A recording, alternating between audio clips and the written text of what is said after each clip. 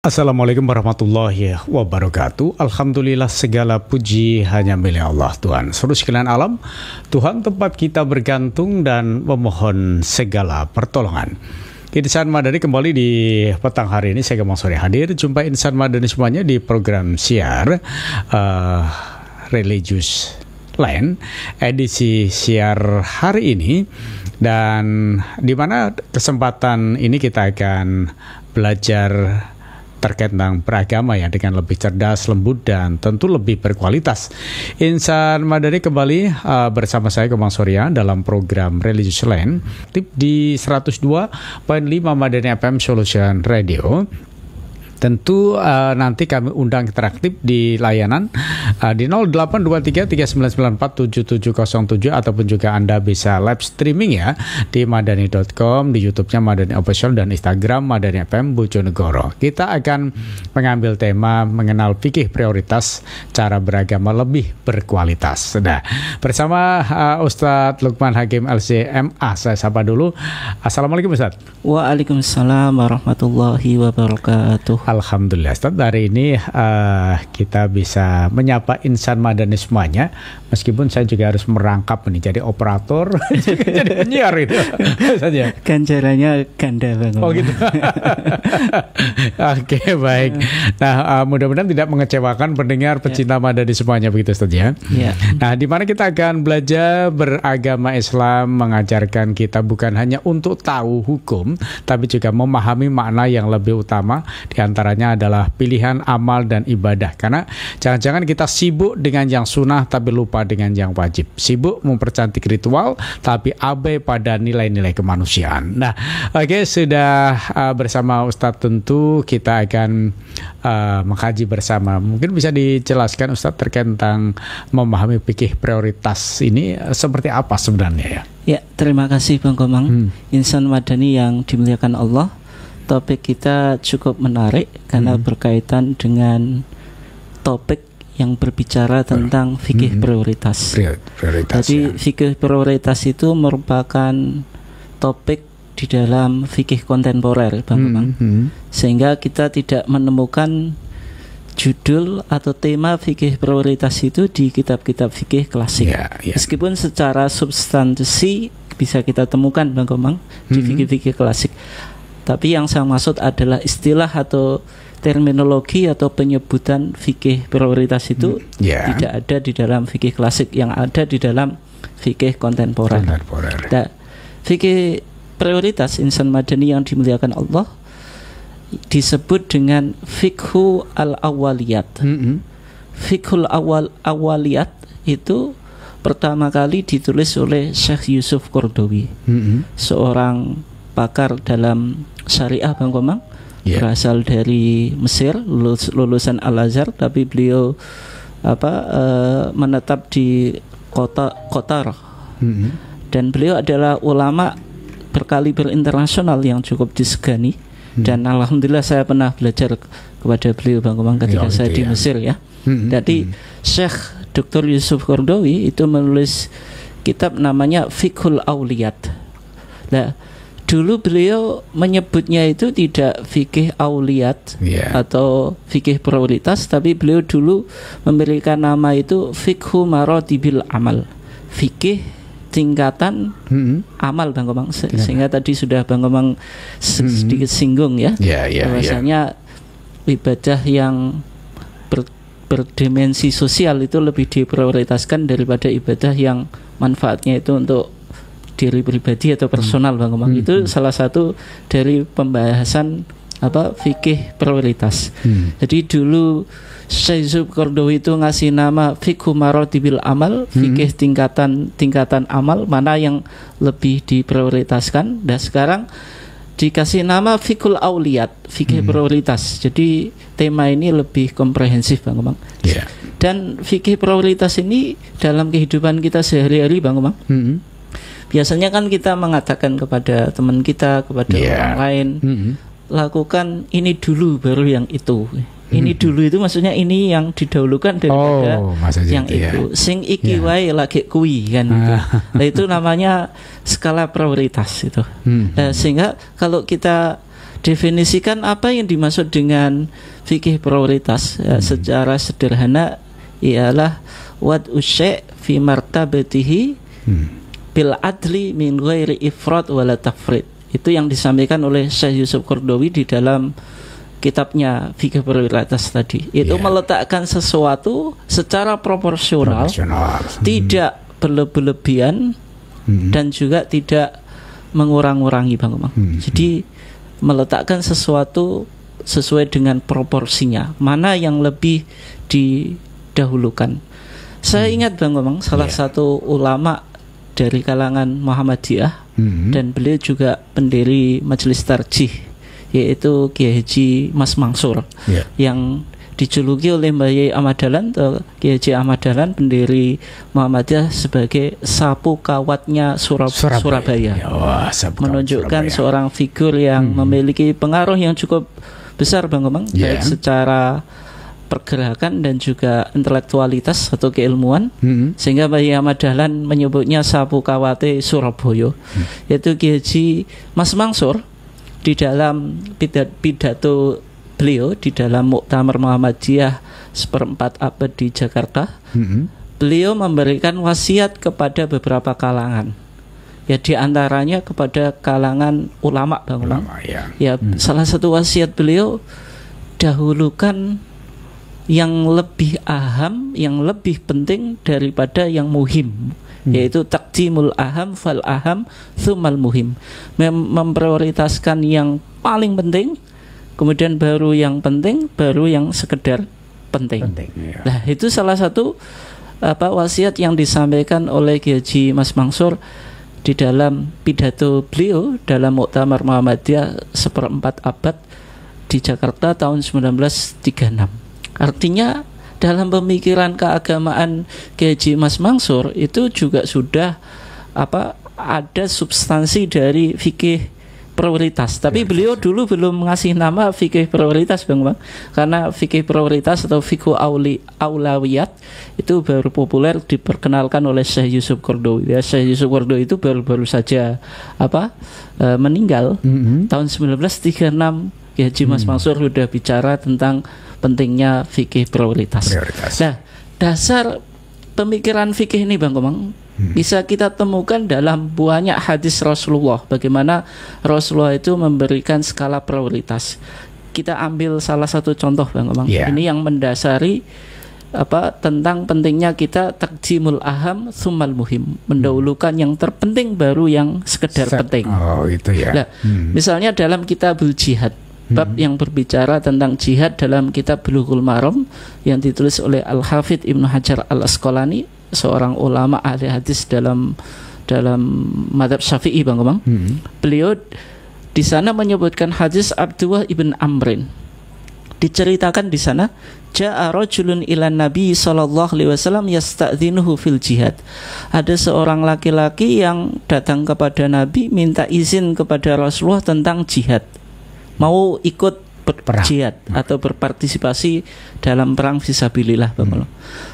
Faqal, maka Rasulullah bertanya kepada laki-laki itu, ahayyun walidaka, apakah kedua orang tuamu masih hidup? Qala na'am, laki-laki tadi menjawab, masih ya Rasulullah. Qala fa fihima fajahid, kalau begitu jihadlah untuk mengurusi kedua orang tuamu. Di dalam riwayat yang lain, riwayat Imam Ahmad dan Abu Dawud dari hadis Abi Sa'id, di sana Rasulullah berkata kepada laki-laki tadi, irji, kembali lagi, nggak usah ikut perang. Fasta'dzinhuma, minta izin kepada keduanya. Fa in adzina laka wa illa fabiruhuma, kalau keduanya ngasih izin kepadamu maka engkau boleh ikut perang, tapi kalau enggak, berbaktilah kepada kedua orang tuamu. Lah, di dalam hadis ini, Bang Komang, bisa kita temukan sebuah pemikiran tentang pentingnya fikih prioritas. Ketika umat Islam ketika itu kemampuan militer atau jumlah tentara itu sudah cukup, Bang Komang, sehingga ketika ada seorang laki-laki yang minta izin kepada Rasulullah untuk ikut perang, maka Rasulullah bertanya dulu, kedua orang tuamu masih ada masih hidup atau enggak gitu.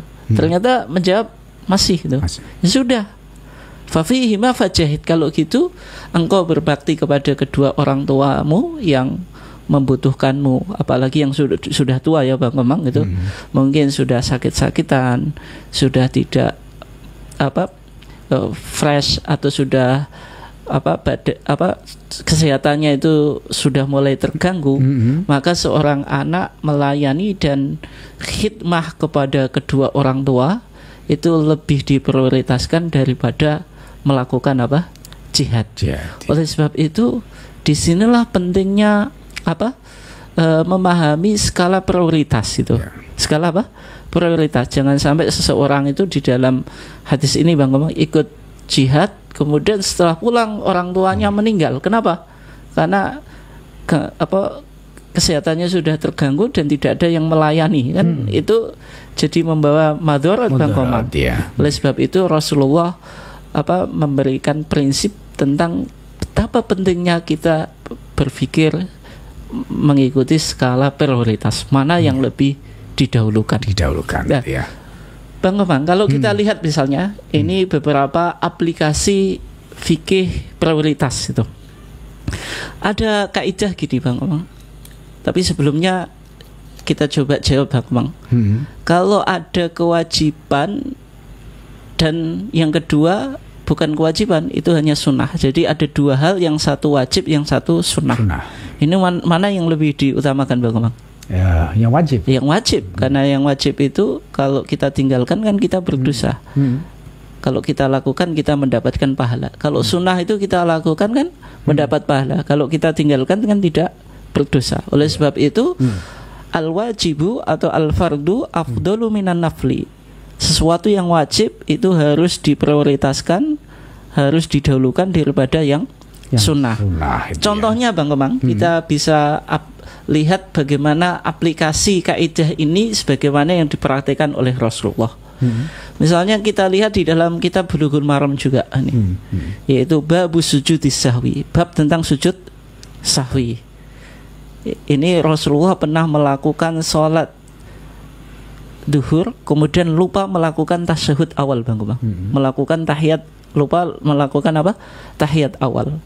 An Abdullah ibn Buhainah, diceritakan dari sahabat Abdullah ibn Buhainah, anna Nabiya sallallahu alaihi wasallam shalla bihimud dhuhra. Nabi itu pernah mengimami salat duhur. Faqama fi raq'ataini al-ulayain. Maka Rasulullah bangkit dari 2 rakaat yang pertama. Seharusnya kan duduk untuk tasyahud awal. Walam yajlis, Rasulullah tidak duduk. Faqama nasu ma'ahu. Ketika itu para sahabat atau makmum ikut berdiri bersama Rasulullah. Nah, di sini padahal Bang Komang di riwayat yang lain itu diceritakan sahabat itu sudah mengucapkan tasbih Bang Komang. Karena di dalam hadisnya kan ketika laki-laki itu melihat imam itu melakukan kesalahan Bang Komang, cara mengingatkannya kan dengan tasbih gitu. Tasbih ya, benar. Gitu. Kalau berkaitan dengan gerakan. Tapi kalau berkaitan dengan bacaan Al-Qur'an misalnya ya al-fathu alal imam fil qiraah, yaitu menuntun imam tentang ayat yang ia salah atau lupa tadi Bang. Ini kan berkaitan dengan gerakan, berarti membaca tasbih subhanallah gitu. Tapi karena Rasulullah sudah berdiri tegak lurus gitu, Rasulullah tidak kembali duduk untuk tasyahud awal. Nah, kaidah yang dipakai di sini Bang Komang, bagaimana kok Rasulullah kok enggak duduk lagi, padahal kan tadi belum melakukan tasyahud awal. Nah, ternyata hukumnya itu beda Bang Komang. Yang pertama, berdiri itu wajib, tasyahud awal itu hukumnya sunnah. Gitu. Kalau dalam mazhab Syafi'i termasuk sunnatul ab'ad. Sunnah apabila ditinggalkan itu dianjurkan untuk melakukan sujud sahwi. Bukan sunnatul hayat. Kalau sunnatul hayat itu sunnah apabila ditinggalkan tidak usah diganti dengan Bang Komang? Sujud sahwi. Nah, ada dua hal. Berdiri itu rukun sholat, karena dalam Al-Quran dijelaskan waqumu lillahi qanitin. Sholat itu kan harus berdiri Bang Komang, dalam konteks sholat fardu atau sholat wajib kan, wajib berdiri. Sedangkan tasyahud awal hukumnya sunnah, sehingga Rasulullah tidak kembali untuk duduk membatalkan sesuatu yang wajib untuk menyusuli yang sunnah. Berarti di sini kan Rasulullah memprioritaskan berdiri daripada melakukan tasyahud apa? Awal. Yeah. Tapi yang dilakukan Rasulullah ketika sudah mau salam, sajdata ini qabla ayyusallima. Rasulullah melakukan sujud 2 kali sujud sebelum salam. Ini yang disebut dengan sujud sahwi. Sujud yang kita lakukan ketika kita lupa di dalam apa Bang Komang? Dalam sholat. Berarti bisa kita simpulkan di sini antara yang fardu dan yang sunnah harus diprioritaskan yang fardu. Contoh yang lain Bang Komang, yang mudah ya, yang mungkin banyak di kalangan masyarakat itu disalahpahami atau masyarakat belum bisa melihat pentingnya fikih prioritas ini. Ada orang yang sholatnya itu nggak genep atau kurang sempurna Bang Komang. Sholat 5 waktu bolong-bolong gitu. Jumatan apa Bang Komang itu belum berani melakukan, malu kalau Jumatan di masjid. Tapi kalau sholat Idin, Idul Fitri, Idul Adha itu ikut Bang Komang. Ya. Kenapa? Ya karena di antara alasannya mungkin malu Bang Komang.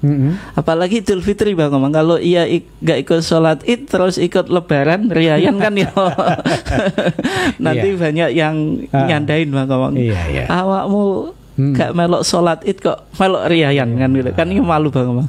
Oleh sebab itu di masyarakat awam kadang-kadang sholat Idul Fitri atau Idul Adha itu dimenuh atau diutamakan Bang Komang. Ya kan gitu Bang Komang. Ya, soal kadang ada orang yang sholat Jumat saja nggak pernah ikut di masjid, tapi giliran sholat Id itu ikut gitu. Padahal kalau kita lihat sholat 5 waktu hukumnya wajib, sholat Jumat wajib, sholat Id, Idul Fitri, Idul Adha hukumnya apa Bang? Sunnah. Berarti seharusnya yang lebih diprioritaskan yang wajib gitu.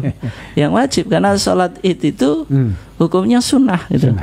Tapi kadang-kadang ya tadi karena belum memahami fikih prioritas ya, sesuatu yang sunnah itu lebih didahulukan daripada yang wajib itu. Ustaz, lalu bagaimana ini kan kalau misalnya ada seorang guru, ini kan tugas utamanya kan mengajar gitu tadi. Ya, betul. Nah, pada saat itu ada jam sholat duha ya.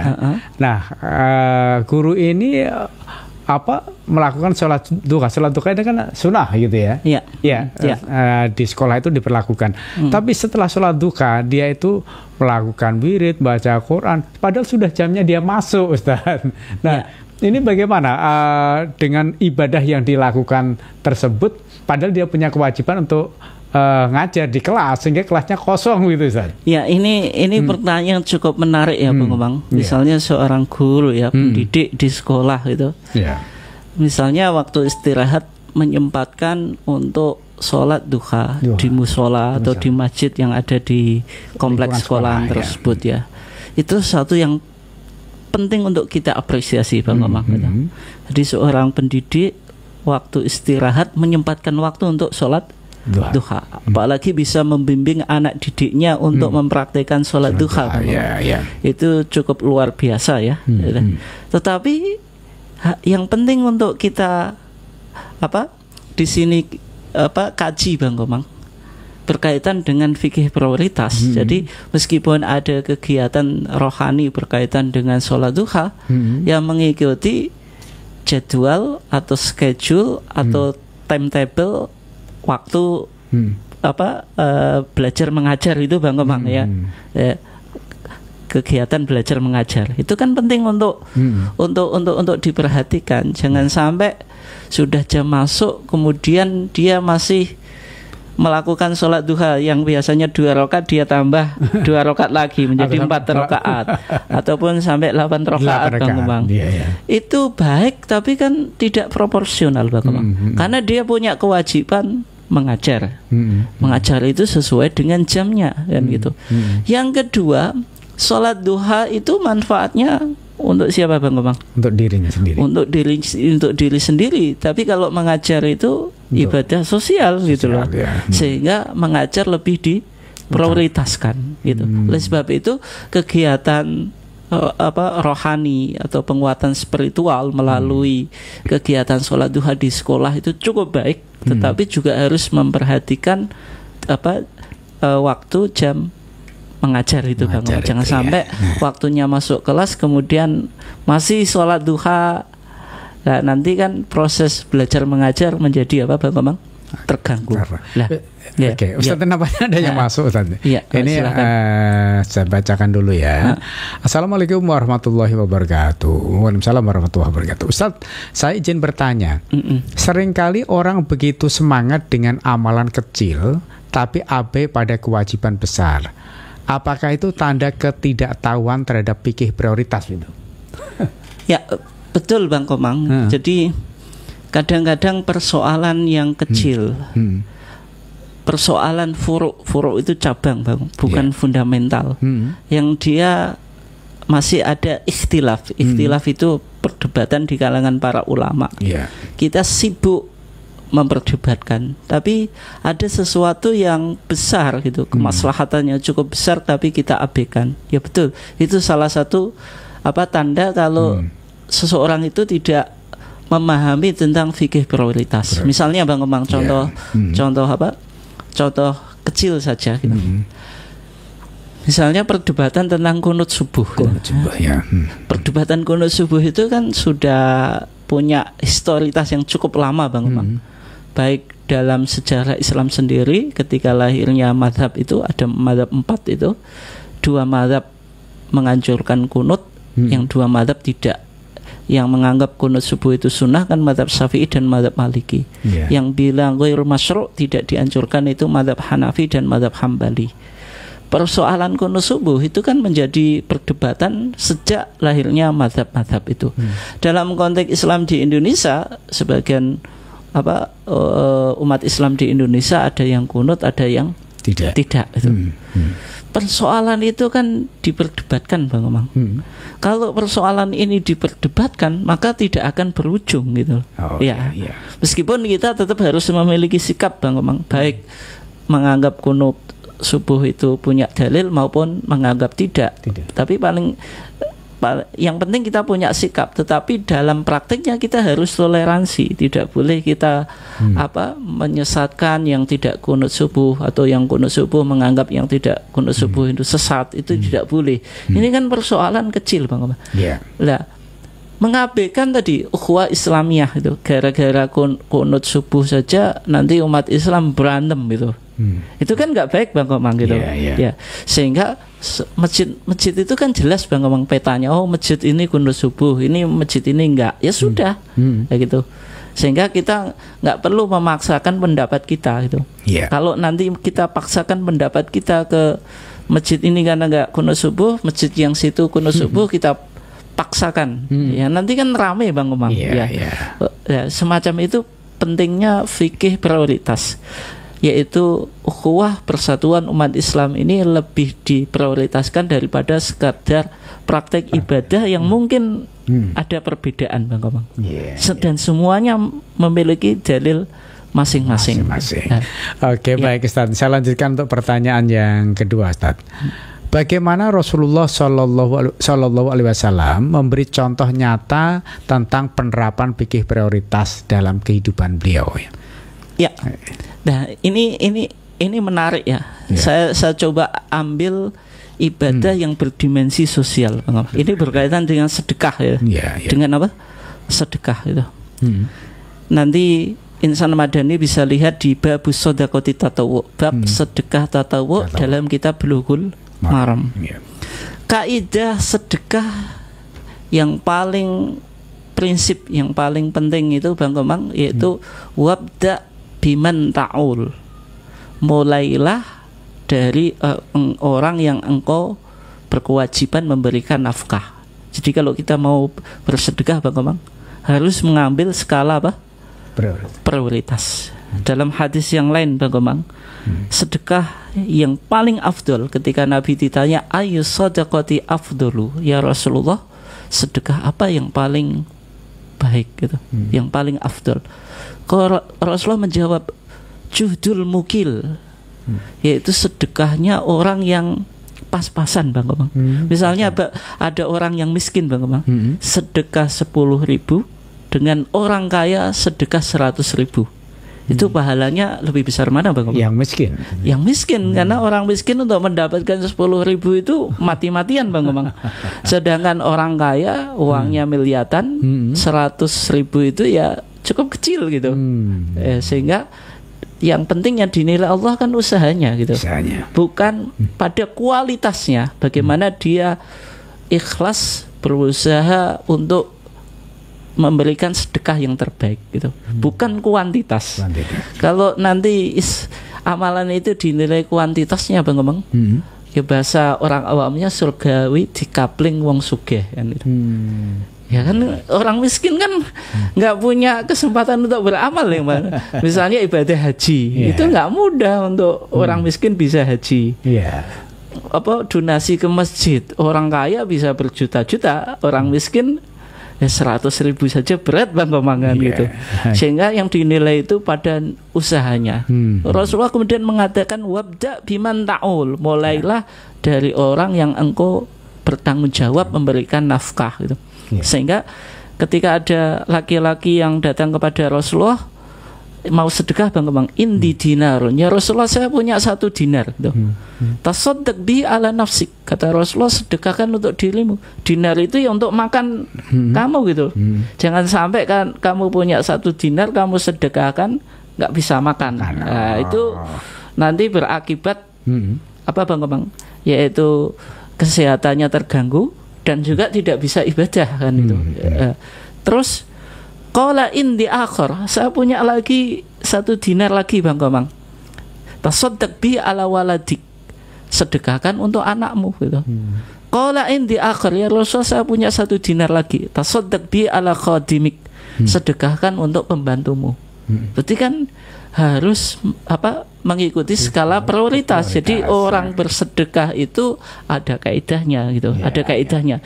Sehingga di dalam hadis yang lain Bang Komang, Rasulullah mengatakan sodakotun alal miskin, ya sodakoh, sedekah untuk orang miskin itu hanya sedekah 1 saja.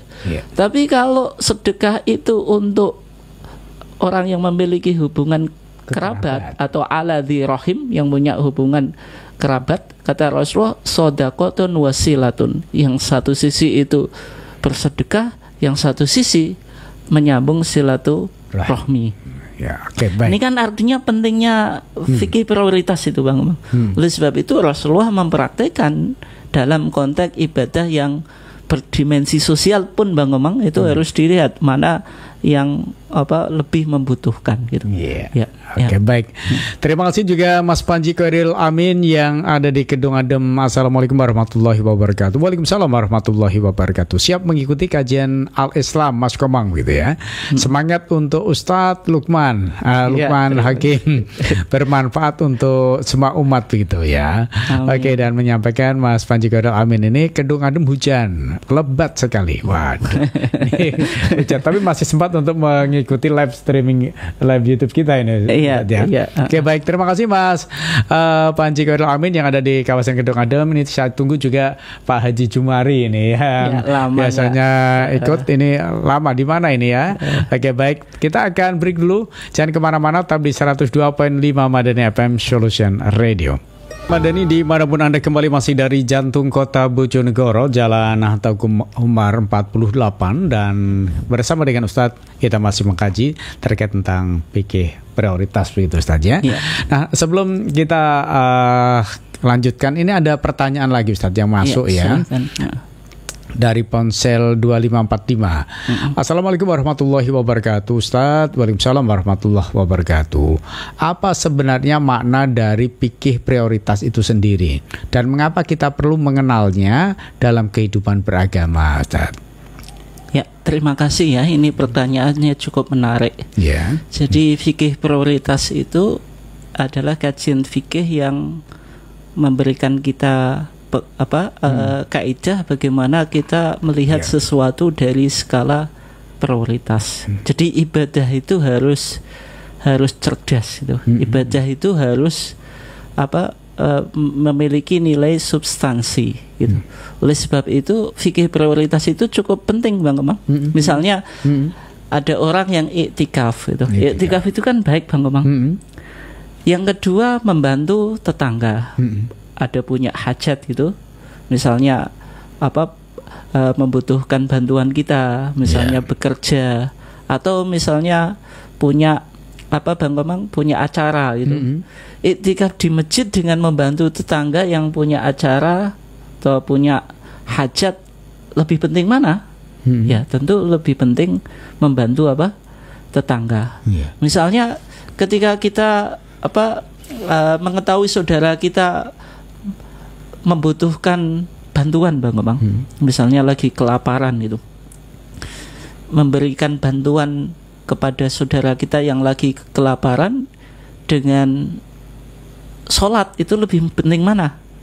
Kan lebih penting Bang Komang? Memberikan bantuan kepada saudara kita yang membutuhkan. Misalnya contohnya Bang Komang, misalnya sebagian orang menganggap memberikan sesajen kepada ke pohon, kemudian ke ikan yang ada di laut gitu Bang, bikin lorong laut itu tidak apa-apa. Yang penting kan kita tidak ada niat untuk melakukan syirik kepada Allah gitu ya. Kita memberikan sesajen itu dalam rangka bersedekah saja Bang. Nah, kalau dalam kacamata fikih prioritas, maka memberikan sesajen, misalnya larung laut, itu kan memberikan sedekah kepada ikan yang ada di laut. Nah, ikan yang ada di laut itu kan nggak kita kasih sedekah tetap masih hidup ya Bang. Nah, terus tetangga kita kalau nggak kita kasih sedekah kan bisa meninggal gitu, atau bisa kelaparan. Maka sedekah itu ada kaidahnya. Sedekah itu humanis. Humanis itu berkemanusiaan gitu. Ada skala prioritas. Mensedekahi manusia dengan mensedekahi ikan yang ada di laut, ya tentu diprioritaskan mensedekahi manusia. Maksudnya fikih prioritas itu pentingnya semacam itu. Oleh sebab itu dalam kita beramal itu bukan sekedar melakukan amalan, tapi beramal secara proporsional sesuai dengan maksud dari amalan tersebut itu. Baik. Terima kasih. Dan saya lanjutkan pertanyaan tadi Ustadz di pendengar kita tadi di ponsel 2545 ya. Nah, pertanyaan begini Ustadz, yang kedua, apakah fikih prioritas ini berarti kita bisa memilih mana yang mudah dan meninggalkan yang berat dalam agama gitu? Ya, gini. Salah satu kaidah dalam fikih prioritas. Ibadah itu jumlahnya banyak ya Bang. Sholat saja, sholat sunnah itu banyak sekali gitu. Sholat wajib kita ketahui 5 waktu. Sholat sunnah itu banyak sekali. Ada sholat tahajud, sholat duha, sholat rawatib, qobliyah, ba'diyah, belum sholat-sholat yang lainnya. Untuk melakukannya semuanya bisa tuh nggak Bang Komang? Susah. Rawatib, qobliyah, ba'diyah kita lakukan semuanya Bang Komang. Berat. Ada sholat duha, sholat lail, sholat tahajud, tentu nggak bisa kita lakukan semuanya. Maka kata Nabi amalan yang paling afdol itu adwamuha, amalan yang konsisten, wa in qolat, meskipun sedikit. Oleh sebab itu ketika ada amalan yang cukup banyak, kita nggak bisa melakukan semuanya, maka kita harus melakukan mudawamah. Mudawamah itu konsisten, istiqomah melakukan satu amalan saja, tapi kita tidak pernah kita tinggalkan Bang Komang. Misalnya Bang Komang melakukan sholat tahajud itu berat. Berat kan Bang Komang? Tiap hari tahajud susah kita. Tahajud misalnya 11 rakaat Bang Komang, sebagaimana dipraktekkan oleh Rasulullah, itu berat. Nah, kalau kita nggak bisa, Kita boleh tahajud hanya misalnya 2 rakaat, kemudian 1 witir, tapi itu kita sering lakukan Bang. Daripada misalnya sholat tahajud 11 rakaat tapi setahun hanya sekali. Ya, gitu.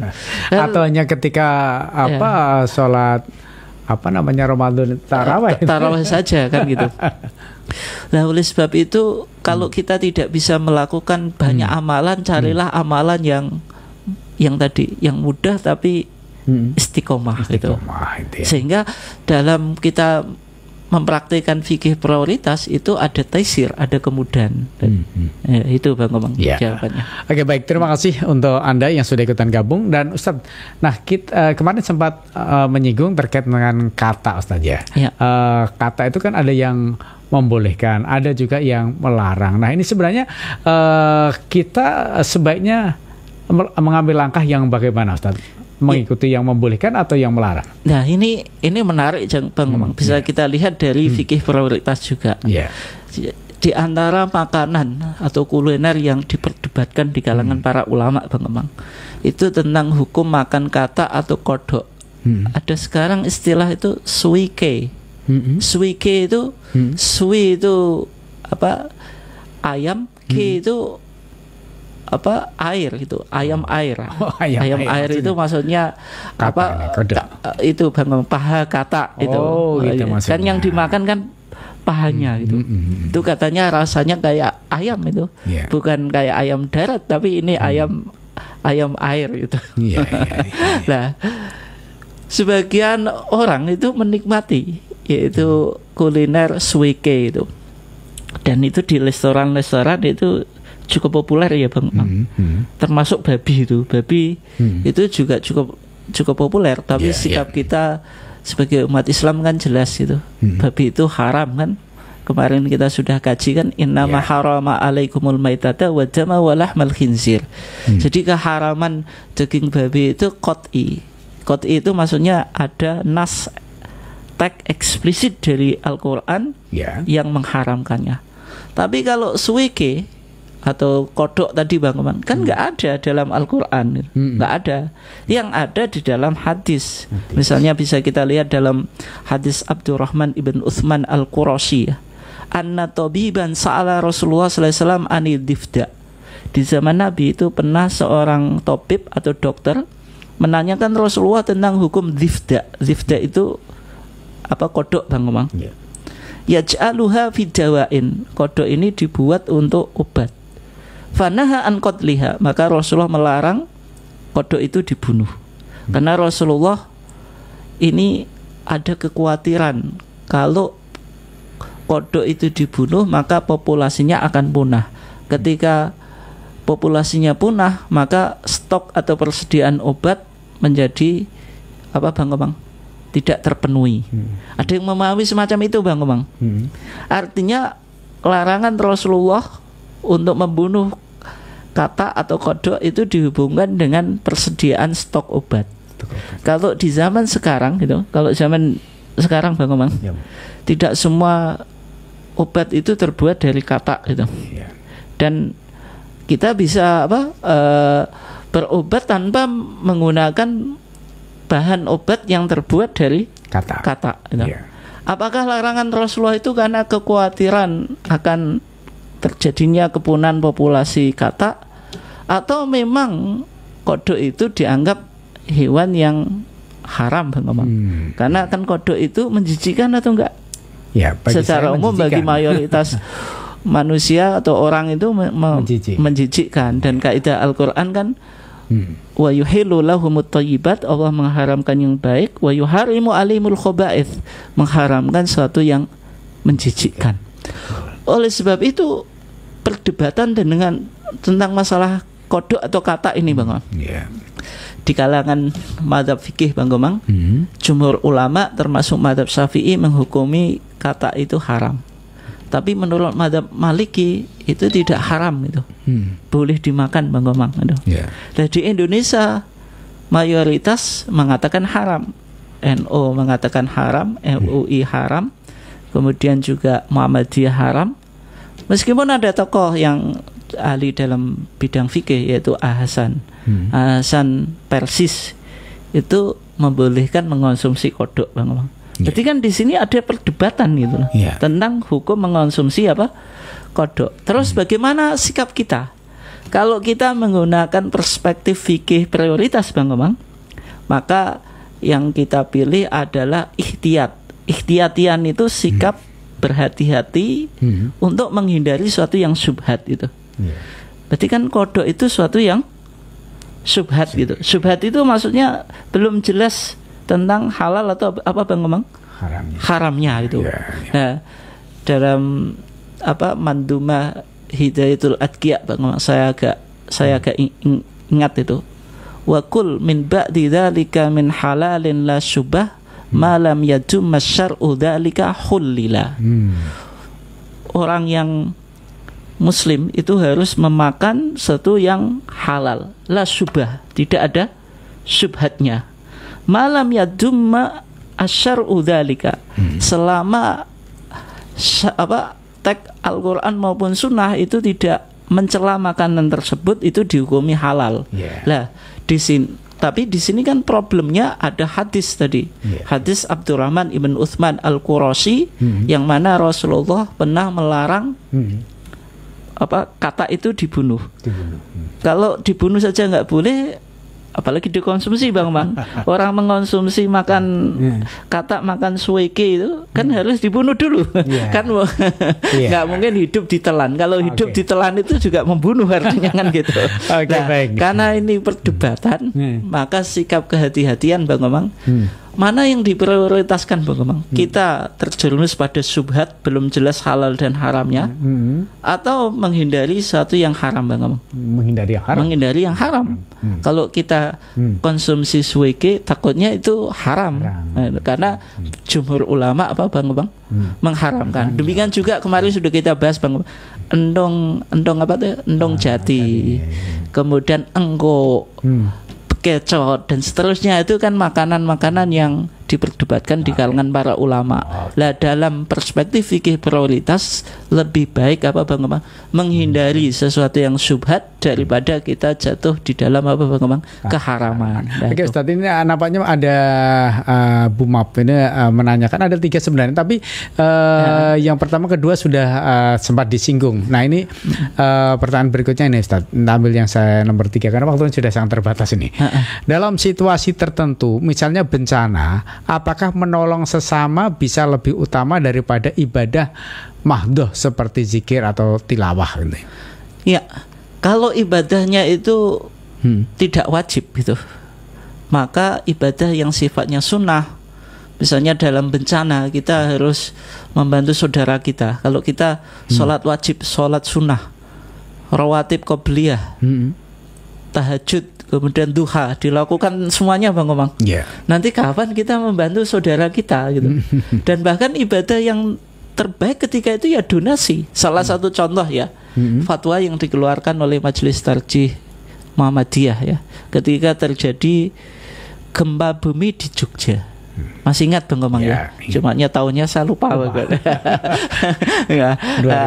Itu kan melewati Idul Adha. Di situ ada ibadah Idul Adha, ada ibadah berdonasi menyelamatkan saudara kita yang kena bencana alam, yaitu gempa bumi. Kalau uang umat Islam ini semuanya digunakan untuk korban, saudara kita nggak tertolong. Maka ketika itu, kalau ada beberapa persentasi dari uang untuk korban itu kita alirkan ke donasi, maka itu pahalanya lebih utama daripada berkorban. Ibadah itu korban itu ibadah mahdhah, Bang. Dan juga itu syiar. Tetapi kalau saudara kita yang lagi mengalami bencana alam, kelaparan, berpotensi kesehatannya terganggu, bahkan meninggal, Bang. Sementara kita memprioritaskan korban, ya siapa yang disalahkan? Ya itu termasuk pentingnya kita menggunakan perspektif atau kacamata fikih prioritas, sehingga melakukan ibadah itu bukan hanya memperhatikan Bang, yang penting beribadah, tapi ada kaidahnya sehingga ibadah kita menjadi berkualitas, Bang. Oke, baik. Ustaz, tapi sayang waktunya sudah sangat terbatas. Mungkin kita akan lanjutkan pada minggu depan begitu saja. Ya, insya Allah. Oke, baik. Insan Madani, Masya Allah luar biasa. Banyak sekali pelajaran yang kita dapatkan dari Ustadz Lukman Hakim pada petang ini. Kita paham ya bahwa agama bukan hanya soal benar atau salah, tapi juga soal mana yang lebih utama, mana yang lebih membawa maslahat bagi diri, masyarakat, dan juga umat. Terima kasih semuanya. Akhirnya saya Komang Surya yang bertugas segera mohon undur diri. Selamat berpisah. Fastabikul khairat. Wassalamualaikum warahmatullahi wabarakatuh.